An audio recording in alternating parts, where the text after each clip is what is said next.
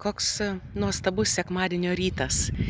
Ir šį gražų sekmadienio rytą Elija, jog nebebūk netikintis, būk tikintis. Paliesk mano rankas ir šoną. Jėzus tarė, įeidamas durims esant užrakintams, ramybė jums.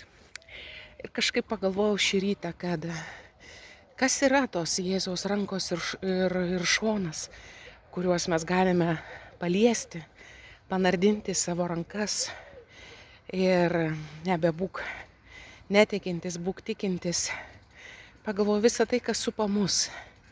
Tai Dievo gailestingumo sekmadienį. Tai pats Dievo gailestingumas, kuris mus aplanko per kitų žmonių atleidimą, per susitaikymą, per atgailos sakramentą, kai kunigas tarė, eik tavo nuodėmės atleistos, duodamas išrišimą. Tai yra Eucharistija, kurią galima priimti, galbūt po daugelio metų pertraukos. Tai susitaikymas su giminėmis ar kitais žmonėmis. Taigi atsigręžkime į tuos ženklus ir tai, kas supa aplink mus. Dievo gailestingumo sekmadienį, tai Viešpats dovanoja ir lieja savo gailestingumą ir toliau apšiai.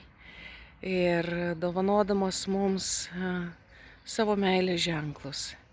Tai švęskime šį Dievo gailestingumą kartu su visa bažnyčia, bet taip pat su savo istorija, su savo kasdienybė. Palaiminto sekmadienio. Sudie.